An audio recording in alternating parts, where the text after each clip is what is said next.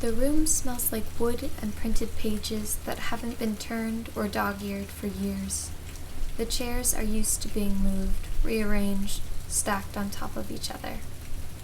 Each corner builds up susurrations of things meant for some ears and not others.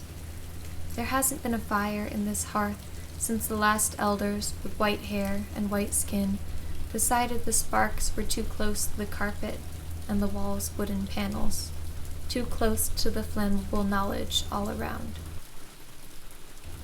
Even then, real lions were scarce, but their stone relatives were thriving. Sphinx-postured, lazy and regal at the same time, they perched before libraries, mansions, government buildings, and banks, where stockbrokers rubbed their feet on their way inside for luck before the morning bell. One such inanimate carnivore lay at my grandmother's feet, bronze pelt burning in the light of the fireplace as she sat with her knitting. For protection, she would say, reaching down to stroke its nose with the hand, dangerous in its own right, with sharply filed nails and knitting needle. Back then, I wondered whether she was being ironic on purpose, whether she knew people respected the lion's sharp teeth, powerful jaws, coiled muscles only when they were frozen, tamed, in marble, granite, bronze, that as soon as the image of the protector of our lives, our homes, our wealth, was rendered in flesh, it transformed into predator. Now, I wondered if she knew that of the real danger to come, for lions and humans both, but of course, none of us did.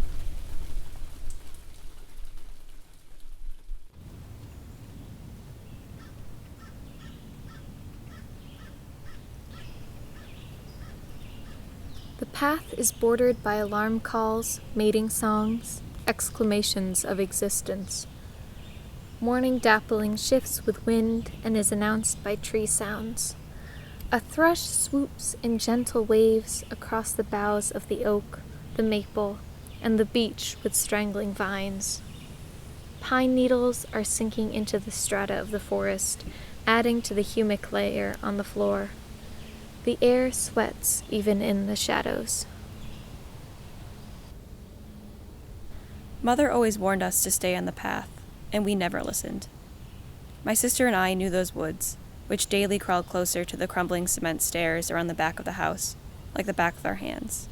We wove in and out of the bare trees, crawled beneath plants with stalks wide as our wrists and leaves broader than our shoulder blades, danced among tangled ferns hauling themselves out of the dead leaves.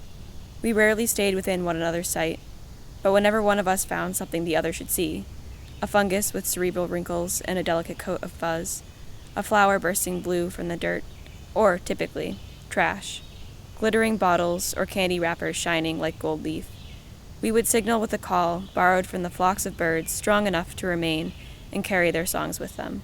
But that day, when the sky opened up and the drops leaking between leaves bit into my skin like rubbing alcohol on a wound, I called and called, voice echoing through the trees, while real birds stayed muffled. We didn't find her until much later, when the sun broke through the branches and illuminated flowers bursting blue, and her skin burning red.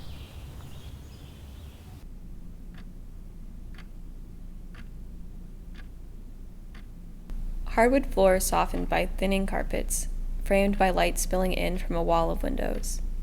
Stairs lead up from the collection of couches and tables gathered close like old friends, past by walls marked again and again by hands, some hopeful, others desperate, to say we were here. This is our space, where we sit and talk over clouds of steam, look up at patterned tapestries spanning the honeycomb ceiling, pondering the irregular constellations of light bulbs like stars. When he wasn't moving, wandering, surviving, he started to get jittery. He'd find himself looking up flights, switching motels and cities, hopping on rusting trains. Whichever country that held him would start to lose its grip on his mind. He wouldn't be able to sleep or drive in peace. They say gypsy is a derogatory term, an English exonym for the Romani people, insulting, but he'd been called it often enough that it was close to his heart.